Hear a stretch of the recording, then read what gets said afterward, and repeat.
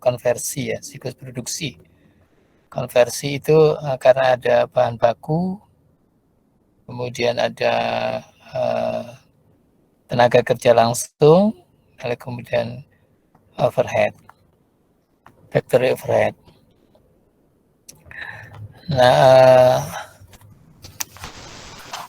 pada hari ini saya akan menjelaskan sekilas yang terkait dengan siklus manajemen kas. Ya. Jadi manajemen kas. Apa yang kita kenal dengan manajemen kas? Dan mengapa manajemen kas itu penting kita desain ya? Nah, kalau kita itu melihat pada tataran ini apa namanya? Resiko antara kas tunai dengan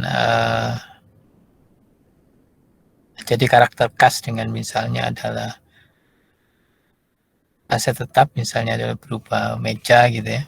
Ada seorang butuh uang misalnya adalah 3 juta rupiah gitu. Ada kesempatan untuk mengambil, jadi untuk mengambil di perusahaan itu. Ternyata di dalam ruangan itu ada amplop 3 juta, lalu kemudian ada meja yang nilainya mungkin lebih besar dari kas itu, 4 juta gitu. Dia perlu uang gitu. Maka ketika kemudian disuruh milih ya, maka semua orang akan memilih langsung mengambil atau orang itu akan mengambil uang kas itu 3 juta karena memang bisa langsung digunakan ya, dan apa namanya liquid.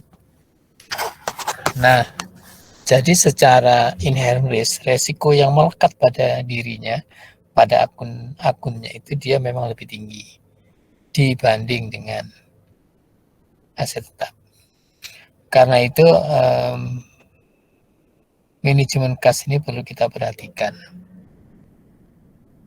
Nah, kita melihat di dalam kondisi di mana ketika seseorang atau sebuah perusahaan yang labanya besar, tapi kadang-kadang dia kesulitan mengelola perusahaan itu. Atau dari sebuah perusahaan yang rugi, tapi dia bisa berjalan. Rugi 2 tahun nggak bisa masih berjalan. Jadi apa yang sebenarnya yang penting di dalam pengelolaan kas itu, yaitu tentang likuiditas ya. Jadi kalau di antara saudara punya uang 5 juta sekarang ya, tunai ya. Lalu kemudian orang yang lain itu saudara misalnya memiliki uang, tidak memiliki uang tapi punya aset yang lebih besar, punya sepeda motor gitu.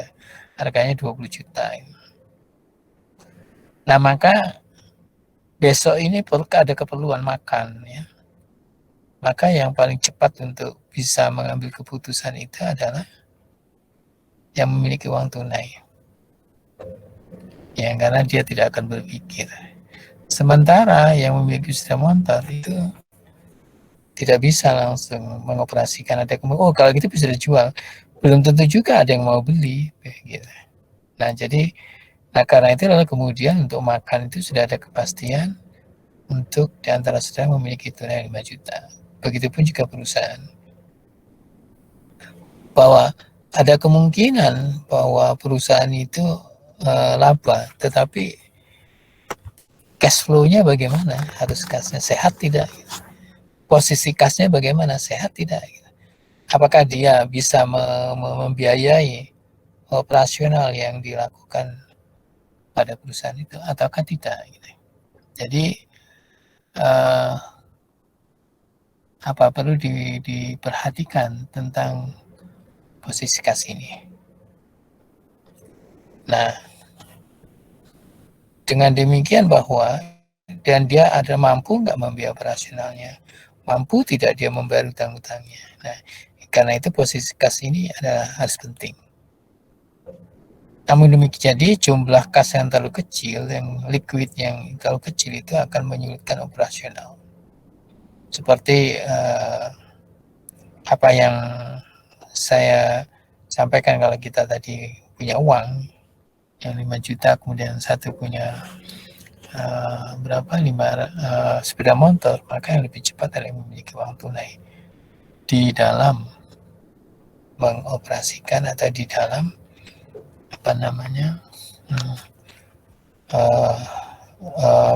untuk memenuhi keperluan sehari-hari. Nah, dengan demikian lalu kemudian di satu sisi bahwa ada resiko, di satu sisi bahwa kas itu penting.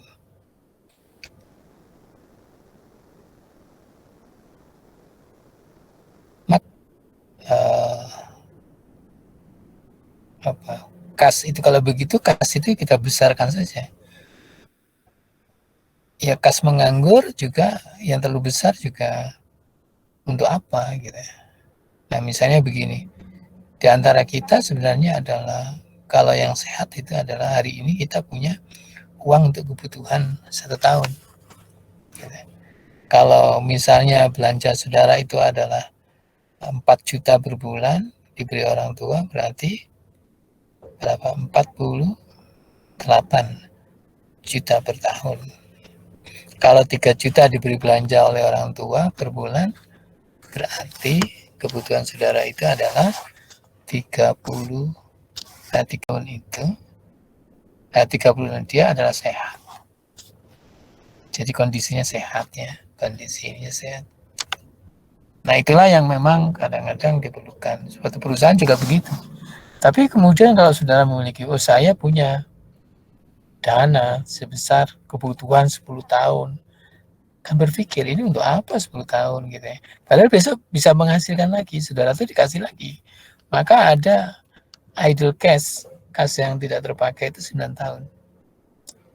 Ya, 9 tahun itu nggak terpakai untuk operasional. Karena itu kalau di bisnis itu sebenarnya bisa diputar untuk bisnis apa. Nah, sehingga itu yang posisi itu yang harus kita perhatikan. Sehingga apa yang dikatakan bahwa kas terlalu kecil juga jelek, terlalu besar adalah juga jelek.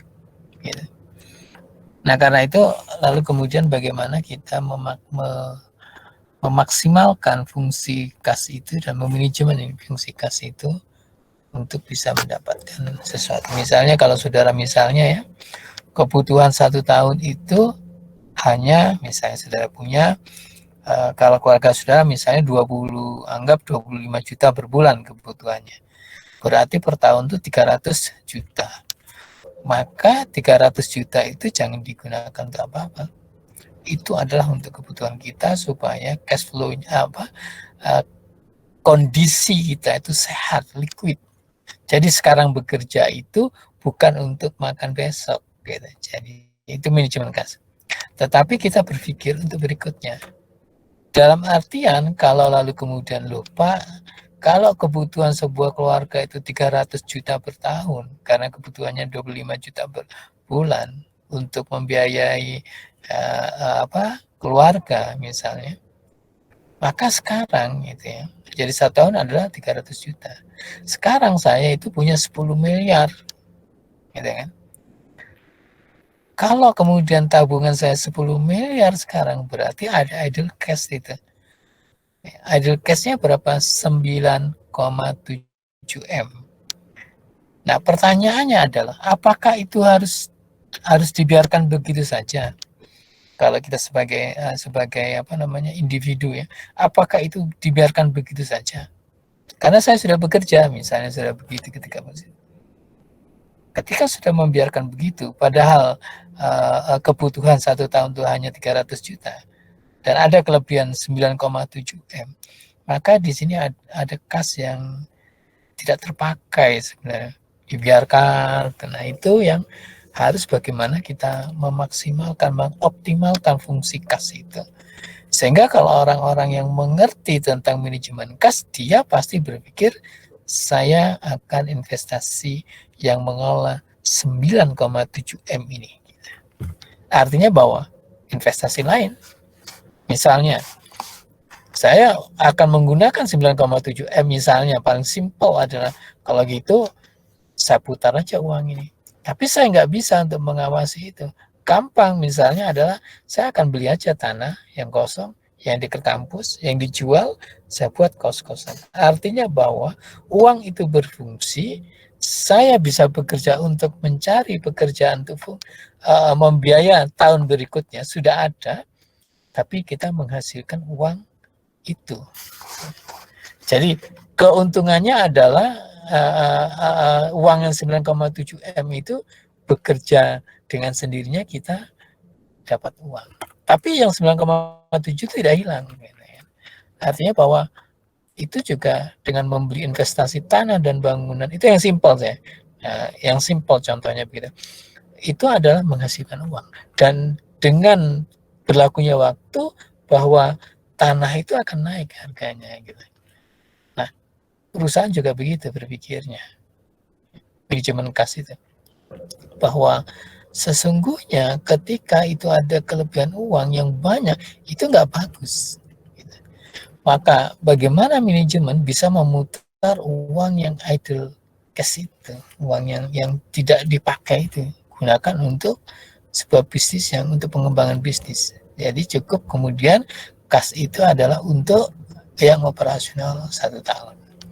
Nah, kebutuhan-kebutuhan yang untuk 1 tahun, sehingga keuntungan hari ini itu adalah untuk tahun berikutnya operasional. Nah, itu adalah sebuah kondisi yang sehat. Nah, yang jadi problem tidak sehat itu, kita ambil contoh adalah kalau kita tiba-tiba punya uang itu kebutuhannya untuk 1 hari atau 5 hari sudah habis. Masa bayangkan kita bagaimana lalu kemudian bisa mendapatkan uang berikutnya. Bisa stres kalau kita nggak dapat. Nah, perusahaan juga begitu. Jadi kalau perusahaan itu hanya sisa keuangan untuk operasional 1 bulan, dia akan stres tinggi. Gitu. Nah, karena dia harus berpikir bulanan. Tapi kalau dia bisa punya 1 tahun kebutuhan kasnya dengan memikir macam, kemudian ada kas yang menganggur dia manfaatkan untuk diputar untuk bisnis yang lain, maka dia akan berjalan dengan sehat dan bisa mendapatkan income tambahan dari investasi yang lain itu. Nah, ini yang mungkin perlu kita perhatikan, bahwa sesungguhnya ketika kita punya kas, kita harus memanage. Nah, bagaimana kemudian kaitannya? Jadi kalau di dalam manajemen keuangan begitu. Bagaimana kemudian kaitannya dengan sistem? Nah, kalau sistem sudah tahu seperti itu dan ada sebuah resiko yang tinggi, maka kaitannya dengan apa? Dengan prosedur, dengan proses bisnis, yaitu bahwa kita harus bisa mengatur dari fungsi atau dari kas, pembayaran kas itu kepada pihak luar atau pihak internal, bahwa sesungguhnya pembayaran pada kas pada pihak eksternal itu melalui siapa ketika ada pembelian tercatur. Apakah kemudian orang yang membeli bisa langsung bayar ataukah tidak? Nah, maka kalau yang membeli langsung bisa membayar, beresiko tinggi, ada markup yang dengan mudahnya. Maka kemudian kalau begitu, apa? Ya, yang membayar adalah bagian keuangan, bukan bagian pembelian. Itu mungkin yang perlu dipertimbangkan. Lalu kemudian, kalau itu harus dipertimbangkan, ya, jadi adanya fungsi itu. Tapi pertanyaannya mungkin kita lupa, kalau itu dipisah berarti menambah cost. Nah, itulah yang harus dipertimbangkan. Kalau memang ada sebuah penambahan cost, itu harus dipertimbangkan apakah costnya lebih tinggi daripada kemungkinan resiko itu. Jadi harus kita pertimbangan.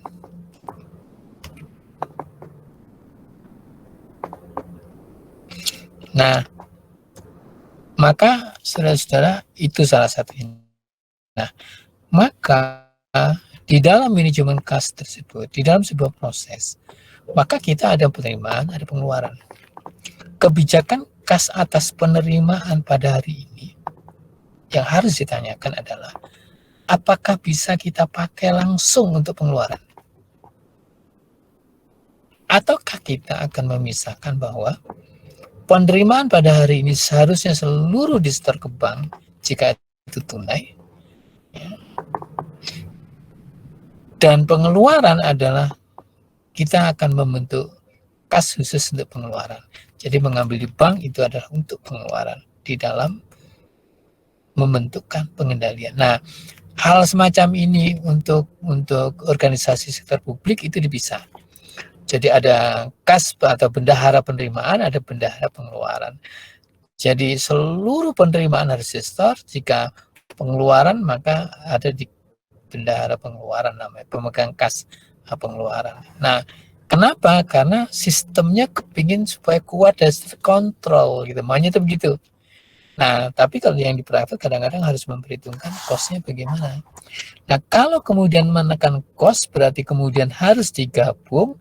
Nah, bagaimana bentuk pengendalian kalau itu digabung? Nah, boleh saja misalnya karena itu lalu kemudian perusahaan membentuk bahwa kalau itu kemudian digabung, kalau di perusahaan bisnis itu, kalau di pemerintahan atau di BLU itu badan usaha, badan layanan umum ya, seperti rumah sakit ya, seperti kampus yang tes perguruan tinggi negeri, lalu kemudian yang lain yang itu bendaharanya pemegang kasnya dibedakan. Nah, tapi kalau di private kadang-kadang ini jadi satu, ini demi efisiensi. Kan sama-sama pemegang kas. Kalau begitu ya udah kita jadikan satu. Nah, karena itu lalu kemudian diatur bahwa satu, seluruh diusahakan bahwa pendapatan itu adalah dibayar melalui bank, kalau tidak maka dibayar tunai. Sehingga kalau dibayar tunai maka seluruh pendapatan harus diperhitungkan. Ada laporan setiap hari, itu yang biasanya digunakan. Kedua, ketika kemudian ada pengeluaran, diusahakan pengeluaran tidak dengan tunai, tetapi dengan bank. Misalnya adalah transfer melalui bank dengan saudara sekarang tinggal bisa pegang HP bisa transfer. Kalau bank kalau dulu harus dengan cek, sekarang tidak, ya kan? Jadi dengan kemajuan teknologi sudah sekarang tidak seperti itu. Nah, berarti apa? Bahwa kalau pembayaran itu dengan tunai itu adalah ada risiko lebih tinggi karena harus memegang uang yang banyak. Kalau begitu, ya sudah dibuatlah sebuah kebijakan bahwa pembayaran kas itu harus melalui bank.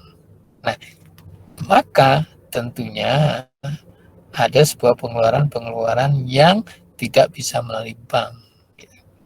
Contohnya, saudara mau beli kertas gitu ya. Kalau saudara melalui bank tidak mungkin ya kan, kecuali kalau sudah pakai pakai GoMart, seperti zaman GoFood itu bisa, dari situ bisa ya. Nah, dari situ bisa. Tetapi kalau ingin lihat minta bukti transaksinya, biasanya adalah langsung beli tunai gitu. Kecil di Indomaret atau di mana kan, di Sumerindo dan sebagainya. Nah, sehingga dibentuk apa? Terus gimana? Nah, karena itulah muncullah ide adanya pembentukan petty cash fund, kas kecil. Jadi pembentukan kas kecil itu sebenarnya adalah untuk mengantisipasi adanya resiko yang terlalu besar penyimpanan kas tunai, sehingga pengendaliannya lebih mudah, resikonya ditekan sekecil mungkin. Nah, maka kemudian dibentuklah kas kecil itu. Manajemen kasnya adalah, lalu kemudian prosedurnya adalah, pertanyaannya adalah berapakah kas kecil itu harus kita bentuk. Sistem harus mengatur itu dalam sistem ya. Kalau di akuntansi keuangan kan jurnalnya, tapi di sistem harus diatur berapakah gitu, kas kecil yang harus kita bentuk. Nah, kalau memang harus apakah 50 juta, apakah 100 juta, maka analisisnya jangan terlalu besar. Misalnya kebutuhan 1 bulan. Biasanya kita harus bisa mengantisipasi berapa kebutuhan 1 minggu. Jadi ini adalah untuk menekan resiko kas sekecil mungkin. Ya, salah satunya adalah kas kecil itu dibentuk dalam sistem bahwa itu untuk kebutuhan, prediksi kebutuhan 1 minggu. Nah, berarti adalah nanti diisi setiap hari Senin diisi kembali. Bagaimana caranya? Caranya adalah sistem akan mengatur bahwa setiap hari Senin ya, atau setiap hari Jumat sore mau tutup, bagian pemegang kas kecil harus membuat laporan dan menyampaikan kepada keuangan untuk mengisi kas kecil. Jadi kalau di sektor publik itu namanya ganti uang, pengeluaran ganti. Jadi dia punya persediaan uang, lalu kemudian 50 juta, lalu kemudian dikeluarkan 40 juta, maka GU ganti uang itu sebesar 40 juta. Nah, di perusahaan-perusahaan private namanya pengisian kembali kas kecil. Yaitu bahwa kalau kas kecilnya 50 juta, dan pada setiap hari Jumat sore misalnya ternyata sudah stop, tidak ada aktivitas, pengeluarannya 40 juta atas kas kecil itu, maka itu disampaikan kepada pemegang keuangan pusat atau yang pemegang keuangan yang untuk kas besar untuk mengisi kembali kas kecil itu. Nah, pertanyaan dalam sistem adalah berapa harus kita isi? Apakah itu bisa, kalau tadi 50 juta dikeluarkan 40 juta berarti sisa 10 juta kas kecilnya. Apakah itu harus sebesar uang yang sudah dikeluarkan kita ganti 40 juta itu sehingga kas kecil itu tetap 50 juta, ataukah bisa saja saya menambah 100 juta, bisa saja saya menambah 80 juta, bisa saja kita menambah 25 juta. Jadi fluktuasi. Nah, maka dalam sistem harus diatur bahwa untuk kas kecil ini metodenya impres apa metode fluktuasi. Gitu. Jadi metode tetap atau fluktuasi. Nah, mana resiko yang paling aman? Yang resiko yang paling aman sistem tetap impres. Lebih aman ya, lebih aman dari yang satunya. Lebih aman sehingga kita tidak berpikir bahwa kas kecilnya sekarang berapa ya. Maka sistem sudah mengatur bahwa kebutuhan 1 minggu rata-rata adalah misalnya 50 juta sudah. Maka itu yang 50 juta. Nanti setiap hari Jumat dibuat laporan dan kemudian bisa diserahkan Jumat sore atau bisa diserahkan Senin pagi. Kenapa? Untuk pengisian kas kecil kembali. Nah, kalau yang dikeluarkan misalnya 30 juta, sisanya 20 juta, ya kita isi kembali 20 juta. Kalau ada pengeluaran 35 juta, maka sisanya 15, maka kita isi kembali 35 juta supaya kas kecil tetap 50 juta. Nah, itulah yang harus kita manage. Nah, di dalam kas kecil ini kadang-kadang kita bertanya, di dalam sistem harus diatur bahwa kapan pengisian kembali atas kas kecil, kemudian kapan di jurnal. Apakah setiap pengeluaran itu langsung di jurnal pengeluaran kecil atau berbasis pada laporan setiap minggu atas kas kecil. Nah, supaya tidak banyak pekerjaan, biasanya untuk kas kecil ini bisa setiap minggu setelah ada pertanggungjawaban. Itu lebih mudah cara kerjanya. Nah, itu adalah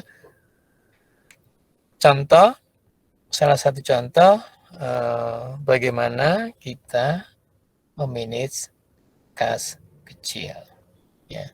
Yang ini adalah tentunya agak berbeda ya pengaturan di antara manajemen kas kecil di di sektor publik dan manajemen kas kecil di perusahaan private, saudara-saudara. Oke, sampai di sini ada pertanyaan. Silakan yang mau bertanya.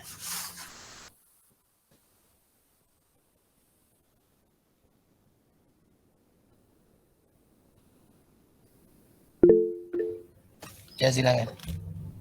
Baik Pak, terima kasih. Nur Aziza, Dwi Nur Aziza. Saya mau tanya Pak, beberapa waktu yang lalu. Suaranya agak kecil ya? Kalau sekarang gimana Pak? Halo? Sudah terdengar? Punya saya belum. Oke. Rumah saya yang kecil. Oke, silakan. Jadi beberapa hari yang lalu itu saya mengerjakan tugas kan Pak. Nah itu saya baca beberapa literatur. Nah untuk penyetoran uang ke bank itu ada yang literatur itu yang bilang kalau lebih baik di setiap hari itu. Maksudnya di akhir proses di akhir harinya itu Pak. Jadi kayak apa ya, menghindari penumpukan uang di perusahaan yang nantinya takutnya itu disalahgunakan. Terus ada juga yang bilang kalau distorkannya itu secara periodik seperti mungkin seminggu sekali gitu Pak. Nah sebenarnya itu untuk waktu penyetoran uang ke bank itu ada kayak waktu bakunya gitu atau tergantung kebijakan tiap perusahaan gitu Pak. Dan yang lebih efektif itu sebenarnya yang tiap hari setor atau yang secara periodik gitu Pak. Terima kasih. Ya. Ada plus minus ya. Kalau memang jumlah kasnya itu penerimaan besar setiap hari, itu sangat dianjurkan di sore hari bisa di-store. Nah, tapi kadang-kadang problemnya adalah ketika perusahaan itu tutup pada sore hari, banknya masih buka enggak gitu. Kalau tidak buka, artinya masih sudah tutup, maka biasanya esok harinya di-store. Nah, ini biasanya ada penjualan-penjualan itu yang orang-orang masih menggunakan fisik gitu ya, menggunakan fisik. Nah, namun demikian, kenapa kemudian ada perusahaan-perusahaan yang setiap periodik 1 minggu sekali? Perusahaannya besar atau kecil? Gitu. Jumlah penerimaannya besar atau kecil? Kalau penerimaannya adalah kecil, hanya 1 juta uang tunainya, ya udah boleh diakumulasi. Tapi kalau besar ya, misalnya setiap hari lebih dari 50 juta dan banknya juga dekat ya lebih baik secara pengendalian itu kalau kita pandang dari sudut pandang pengendalian internal itu di store itu lebih aman dibanding dengan misalnya 1 minggu sekali ternyata menumpuk. Nah, ada sebuah peristiwa gini ya, karena banyak yang menumpuk seperti yang ditanyakan dari Dwi tadi, bahwa saya pernah bertanya kepada salah satu direktur perusahaannya.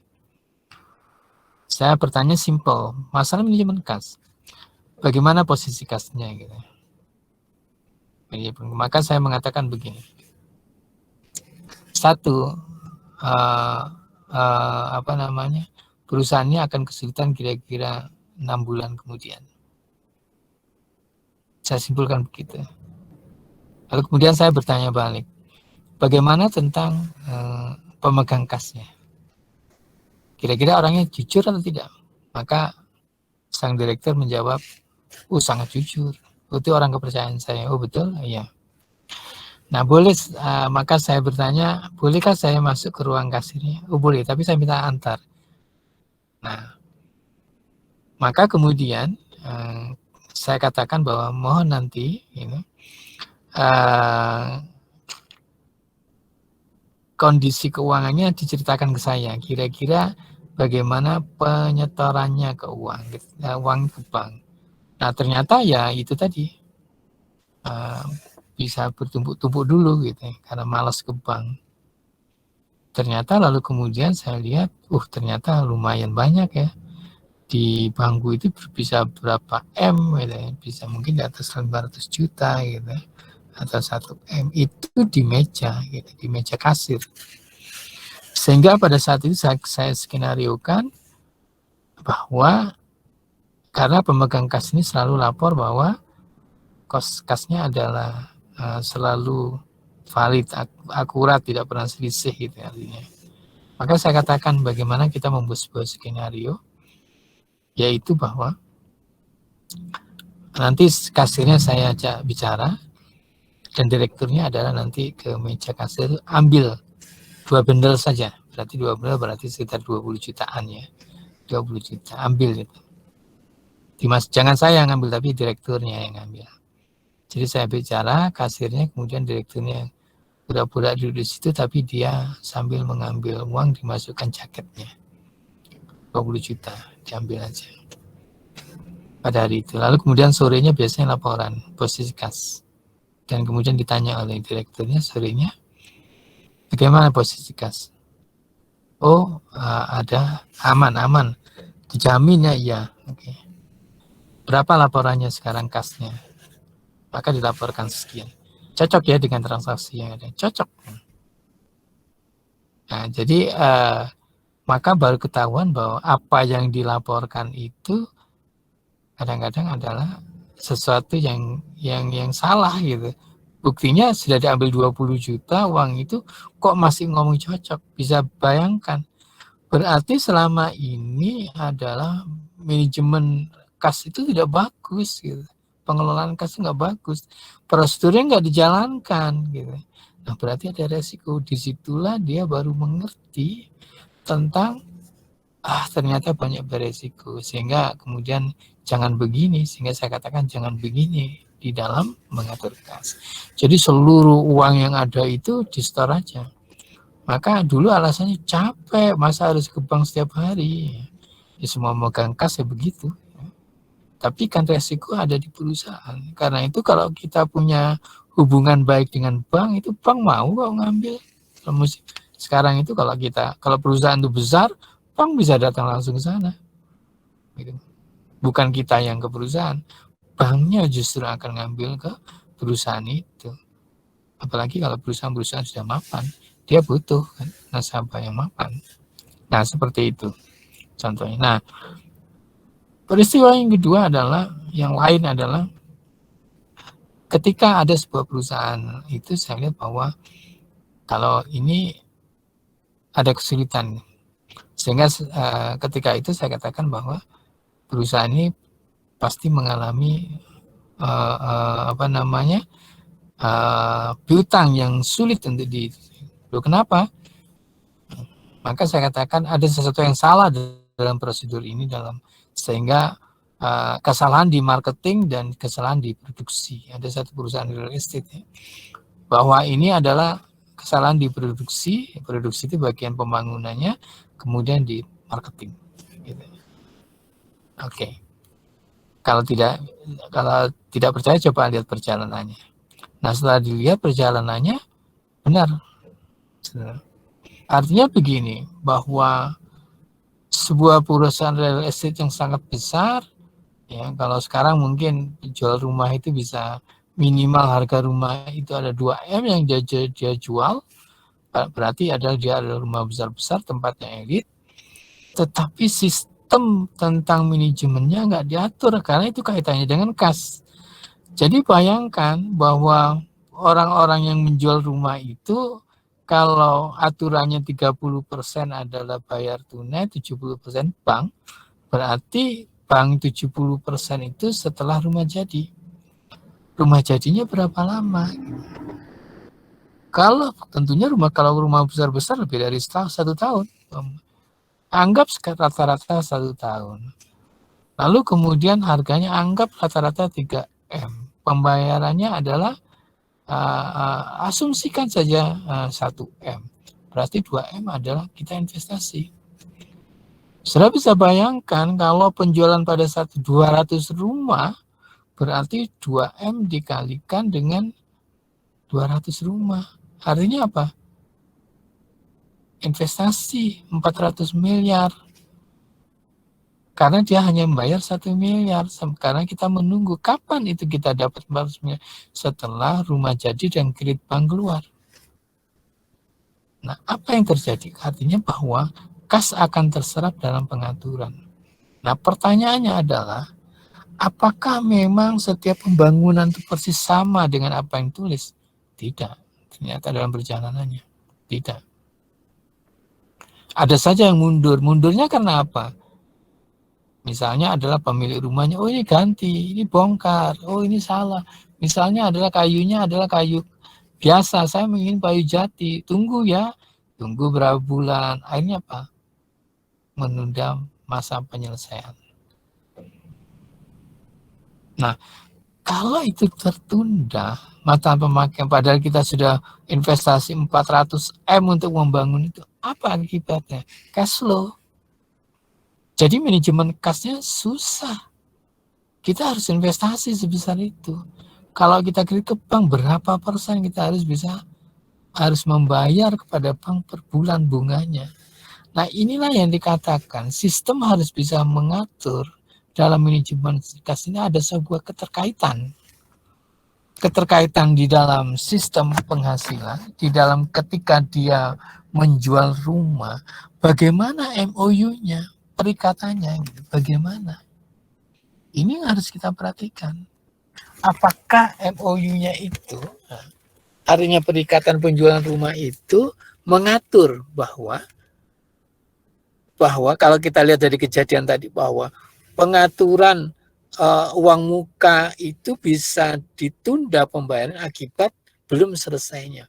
Berarti belum penyelesaiannya itu adalah pembeli itu bisa menunda masa penyelesaiannya karena pergantian, misalnya ada pengganti kayunya, mengganti keramiknya, harus nunggu. Yang rugi siapa? Perusahaan. Marketing tidak berpikir, tapi harusnya keuangan berpikir keras itu bagaimana bisa mengatur keuangannya, manajemen keuangan. Sehingga keuangan harus bisa masuk kepada marketing bahwa harus ditulis sebuah perjanjian. Sistem harus mengatur bahwa sesungguhnya rumah itu tidak boleh diganti ketika sudah pembangunan. Artinya apa? Di situ ada fase, kita harus mengenal kalau desain sistem, ada fase arsitek rumah. Jadi seharusnya ketika arsitek gambar rumah itu sudah disetujui dan bahan-bahan sudah disetujui, harusnya ada sebuah ayat perjanjian yang menyatakan bahwa tidak boleh ada pergantian. Ketika lalu kemudian ada perubahan desain, ada perubahan rumah, maka dia tidak bisa menunda pembayaran uang. Walaupun belum jadi harus dibayar 70%. Harusnya ada klausula itu. Jadi analis sistem harus paham itu, dampak dari sebuah perjanjian yang ada di penjual marketing itu terhadap kas. Karena ini harus kas. Ya, nampaknya simpel kan? Tapi tidak. Ini pekerjaan analis sistem.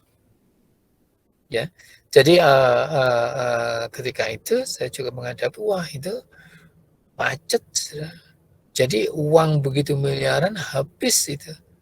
Yaitu habis untuk investasi itu. Investasi yang sia-sia itu. Ya.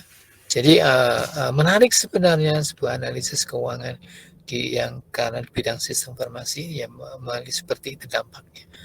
Nah, jadi harus diatur. Nah, kalau saya melihat sekarang kalau yang di Jakarta itu ya, tentang penjualan real estate yang di Jakarta itu dia paham itu. Sistem mengatur. Jadi ini seakan-akan bukan sistem, itu pekerjaan kita sebagai analisis, mengatur cash flow-nya. Kalau kemudian saudara melihat kalau di Jakarta itu, saya mencoba untuk beberapa tahun yang lalu kalau nggak salah bertanya, berapa harganya? Sekian M, misalnya anggap 3M gitu. Terus bagaimana pembayaran? Sudah tahu. Pembayaran mereka bayar terlebih dahulu, diikat terlebih dahulu, maka rumah belum dibangun. Lalu kemudian dibangunnya kapan nanti? Mungkin 6 bulan kemudian atau setahun kemudian. Nah, jadi sebenarnya dia ini adalah bahwa sesungguhnya dia membangun itu tidak dibiayai sendiri, tetapi biayanya langsung dari pembeli. gitu. Nah, ya cuma kadang-kadang harus diperhatikan di dalam marketing pesaing bagaimana ya? Apakah pesaing begitu? Apakah pesaing juga pada kondisi yang pertama tadi? Tapi kalau persyaratan yang pertama tadi harus diperhatikan bagaimana tentang kesehatan kas perusahaan. Kalau tidak bisa bankrupt, saudara. Jadi itulah yang menyebabkan banyak sekali pengembang-pengembang real estate itu bankrupt, bangkrut. Kenapa? Karena manajemen kasnya jelek sekali. Nah, belum terjebak pajak, wah macam-macam. Jadi inilah fungsi analis sistem untuk mengatur irama atau bisnis proses yang ada dalam real estate. Itu salah satu contoh. Salah contoh kenapa kemudian analisis sistem itu penting. Dan ini profesi kita, gitu, profesi kita. Karena ini kaitannya, itu ilmu-ilmu yang sudah dapatkan nanti bagaimana mengimplementasikan di dalam apa namanya bisnis yang sesungguhnya. Seperti itu contohnya.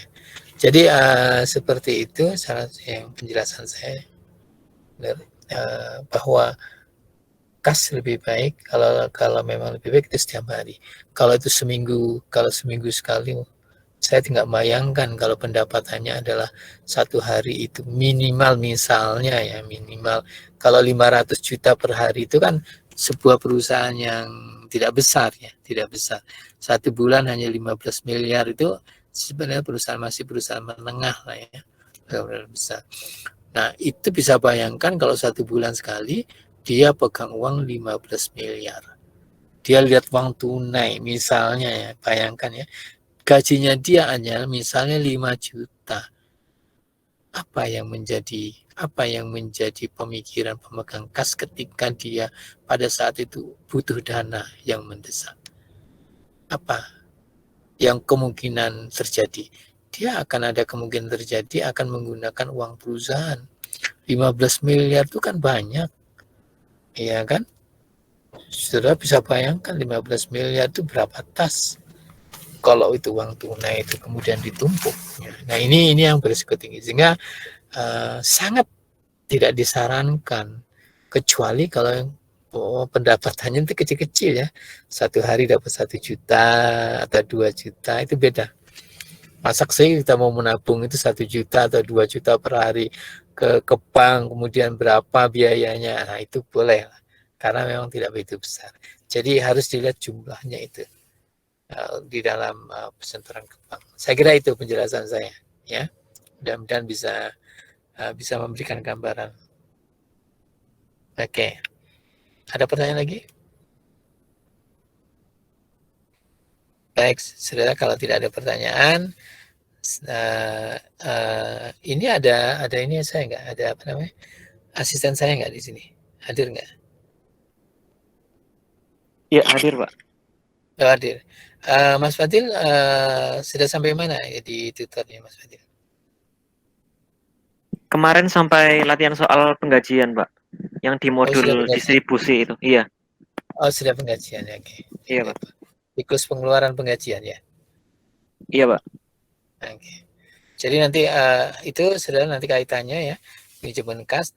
Nanti di penggajian juga sebenarnya juga terkait dengan manajemen kas itu kemarin apa namanya? Saya sebenarnya kan memegang di wakil direktur di salah satu ini ya untuk memanage apa namanya penggajian itu saya lihat bahwa karena saya baru pegang itu. Nah, kalau sekarang saya lagi ya sedang mengaudit kira-kira berapa 40 ya, sedang mengaudit 40 bisnisnya sekarang ini. Mungkin ini peak season, mudah-mudahan akhir April sudah selesai semua. Satu sisi saya harus mengatur di satu bisnis yang lain karena di situ saya adalah di wakil direkturnya itu. Saya melihat adalah sistem penggajiannya itu adalah saya katakan ini kok fix begini. Jadi harusnya harus diatur ini sistem penggajiannya. Kalau bisnis begini dasarnya omset dan sebagainya. Dan itu bisa pengaturan penggajian itu bisa meningkatkan sebuah omset. Contohnya gini. Jadi itu kaitannya juga manajemen kas. Jadi bagaimana kita bisa mendatangkan kas yang relatif besar dari sebuah penghasilan ya. Nah, boleh dipacu dari pengeluaran penggajian. Contohnya, ini kaitannya juga kepada manajemen kas, bahwa contohnya adalah ketika saya melihat di real estate ini, marketingnya itu gaji tetap, maka omset itu tidak berjalan. Maka kemudian saya atur. Kalau gitu, bagaimana kita atur dengan saya panggil, itu marketing, berapa kebutuhan 1 bulan, kemudian dia mengatakan, anggap misalnya, oh saya butuh 7 juta per bulan. Oke, kalau gitu saya gaji 7 juta, artinya kalau omset 0, Anda masih bisa makan dengan keluarga, tapi sisanya adalah gajinya variabel dari omset. Jadi misalnya omset 1 miliar, 0 sampai 1 miliar, anggap 1% misalnya. Di atas 1 miliar sampai 4 miliar, maka 3%. Maka di atas 5 miliar, maka akan mendapatkan 4% misalnya dari omset. Apa yang terjadi kemungkinan? Apa kemungkinan yang akan terjadi pada marketing? Berlari, dia betul-betul berlari. Apa akibatnya? Kita mendatangkan, karena omset besar, mendatangkan uang yang sangat banyak dan perusahaan ini betul-betul eksis. Jadi hanya pengaturan begitu saja kita bisa mendatangkan kas yang sehat. Contohnya rumah sakit. Ketika ada sebuah seorang direktur ya, saya ada ketemu seorang direkturnya, ahli bedah beliaunya. Lalu kemudian saya tanya, dokter, ini rumah sakitnya sudah berapa tahun? Oh, di atas 15 tahun gitu. Oh ya, ya. Dulu perkembangannya sampai mana gitu. Jam awalnya terus saya katakan, ya, dia mengatakan lumayan, labanya berapa? Ya lumayan lah, sehat. Sehatnya dari mana? Ya kasnya selalu ada pokoknya. Oke. Terus kemudian saya bertanya, rumah sakit yang di sana itu mana lebih lama sama sini? Oh, itu kan masih baru berapa? Enggak sampai 5 tahun. Oh ya, di sini sudah lebih 15 tahun, mungkin 20 tahun. Oh ya, ya.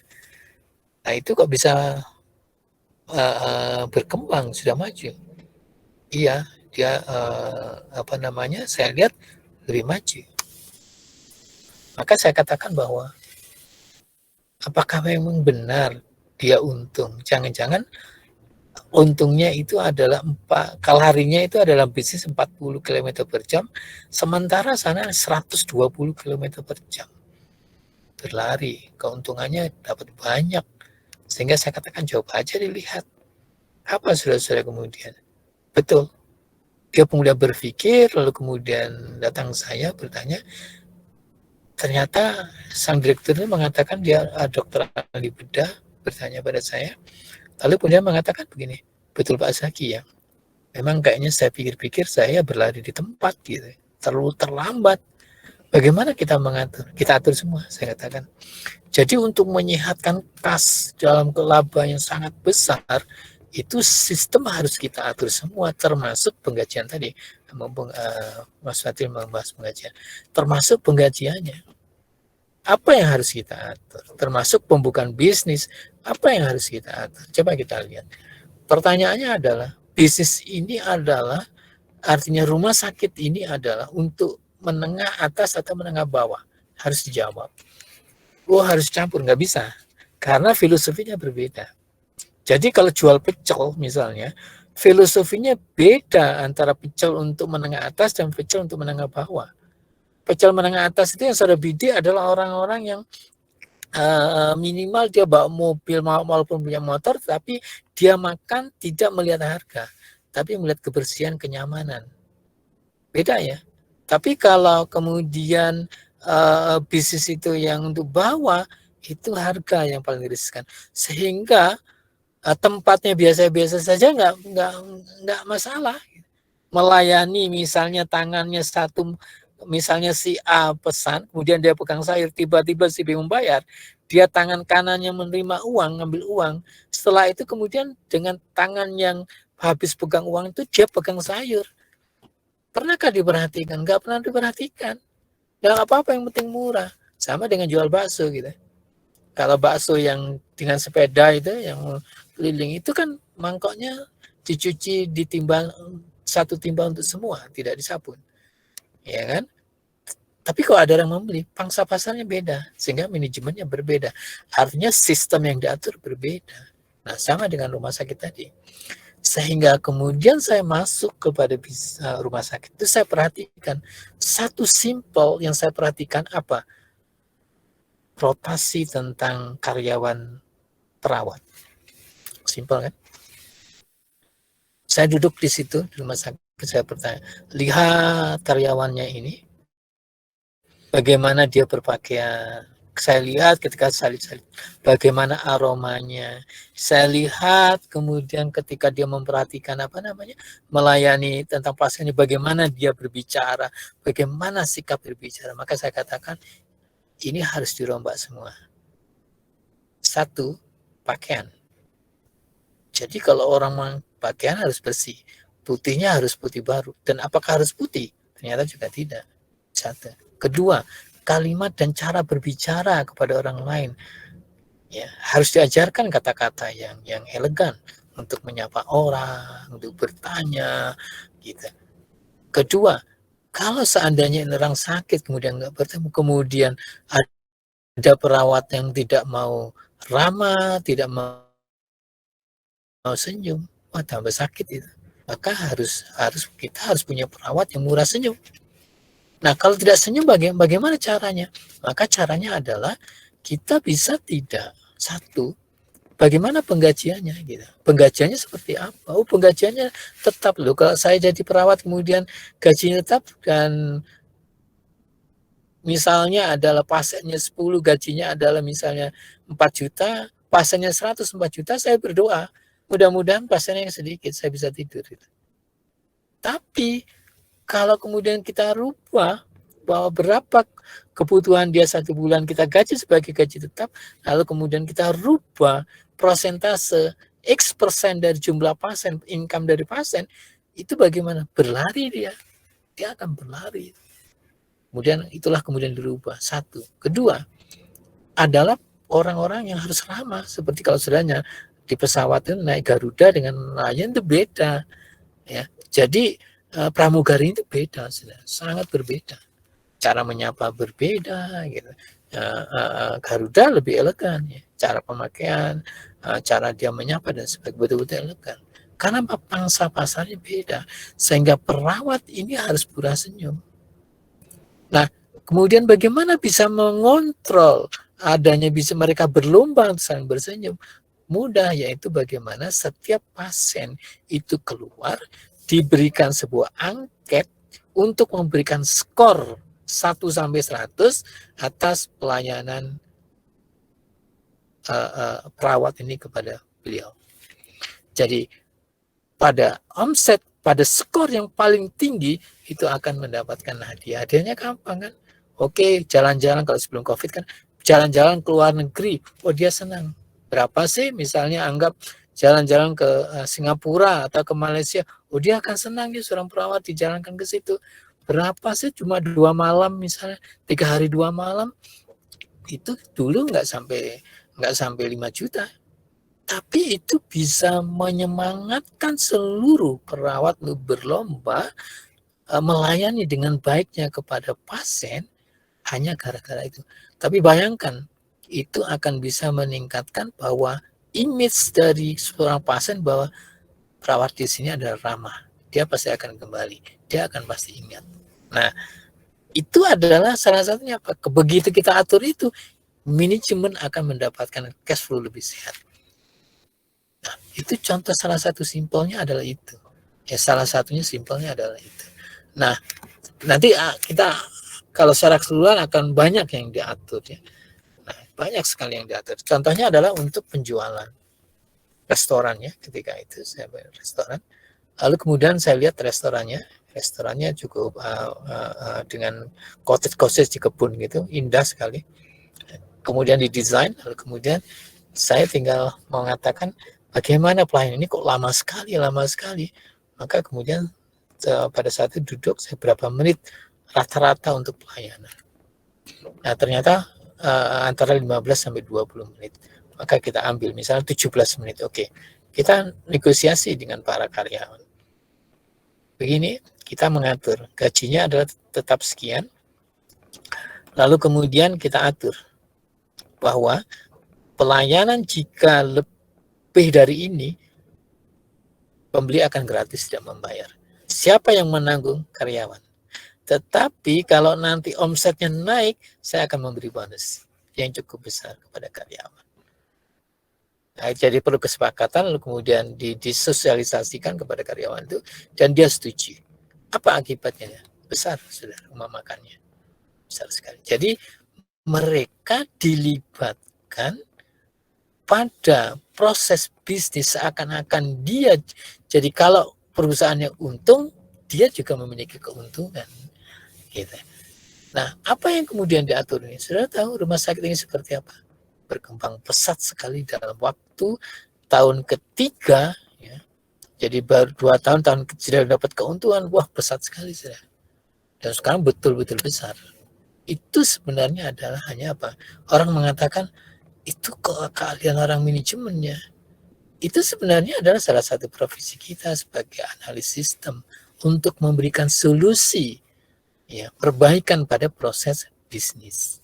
Ya, pada hari ini kemarin itu sebelum puasa saya diminta oleh salah satu pemilik bisnis yang mengalami juga kebingungan bagaimana mengatur bisnis prosesnya di sini, kebingungan. Lalu kemudian saya ketemu dengan salah satu pemilik grupnya, gimana ini mengaturnya ini kan untuk konsolidasi antara bisnis yang satu dengan bisnis yang lain, sementara yang bawah itu proses bisnisnya kurang bisa diyakini keakuratannya, maka dia konsultasi kemudian apa sekarang dia meminta kita sebagai konsultan, sebagai analis sistemnya untuk mengatur bisnisnya. Nah, kenapa? Karena kita memahami, saudara. Jadi saudara kan dapat akuntansi keuangan, dapat akuntansi manajemen, dapat akuntansi biaya, dapat perpajakan, dapat auditing. Nah, kemudian sistem ini mengatur bagaimana skenario bisnisnya. Nah, karena kemudian kita mengatur ini, kalau kita dalam sistem itu kan begini, resikonya apa? Kita bentuk pengendalian. Yang dibutuhkan apa? Kita bentuk inputannya. Lalu kemudian bagaimana prosesnya efisien. Jadi seluruhnya kemudian kita bentuk sehingga dengan sistem itu maka bisa meningkatkan omset, artinya akan bisa meningkatkan kas yang sehat, penghasilan kas yang sehat pada perusahaan itu. Jadi seperti itu mengaturnya satu bisnis. Sehingga saudara-saudara mungkin karena itu saya berpesan kepada saudara-saudara mungkin yang hari ini saudara masih semester 2 ya, pelajari betul ilmu-ilmu akuntansi ini karena nanti kita memang betul-betul menghadapi di lapangan, ya, dan nanti kita akan mengatur juga di lapangan, dan itu memang terjadi di lapangan. Jadi tinggal menyesuaikan. Jadi apa yang mungkin saya pakai di dalam di kantor akuntan publik saya, kalau saya mengaudit itu ilmunya ilmu S1. Ketika saya mengatur sebuah perusahaan, ya, bisnis sebagai analis sistem, ilmunya ilmu S1, bukan ilmu S3, saudara, bukan, walaupun saya doktor ya. Jadi itu bukan ilmu S3, bukan ilmu S2, itu ilmunya S1. S3, S2 dan S3 itu untuk menajamkan pola pikir kita, kekritisan kita, gitu. Jadi S1 tinggal nanti lupa saya nggak punya pengalaman, ya memang butuh pengalaman seperti itu, nggak bisa langsung jadi sudah harus ngamati dulu. Sama dengan kalau saya di kantor akuntan publik ini ada sekitar banyak sekali ya mahasiswa yang fresh graduate itu, yang saya senang sekali dengan mahasiswa yang fresh graduate itu, lalu kemudian saya ajak karena minta, kemudian lalu kemudian dia, Pak saya nggak bisa, saya katakan yang penting masih semangat dan masih mau belajar dan di dalam lapangan. Jadi ikuti saja karena ini pengalaman yang pertama. Oke, yang penting saudara sudah dapat mata kuliah itu. Nah sekarang mereka baru seperti ini, seperti, nah itu pengalaman, tapi ilmunya sudah ada ya. Jadi nanti kalau sudah Pak ini sulit ya karena sudah belum dapat pengalaman. Tapi nanti kalau sudah dapat pengalaman, sudah tahu oh ini ya, oh ini ya, oh ini pasti begitu. Ya, oke, saya kira itu. Ya, terima kasih. Ada pertanyaan? Baik, kalau tidak ada pertanyaan, mudah-mudahan apa yang saya uraikan pada hari ini bisa memberikan gambaran yang lebih banyak, ya, bisa menjelaskan yang nanti kalau sudah banyak pertanyaan yang ingin tahu nggak apa-apa, tanya aja pada saya. Kalau nanti mungkin bisa diskusi dengan Mas Fadil, ya kalau memang nanti misalnya ada sesuatu yang ingin diskusikan dengan saya nggak apa-apa di kelas, bertanya saja nggak apa-apa. Baik, kita akhiri sampai di sini. Selamat siang. Assalamualaikum.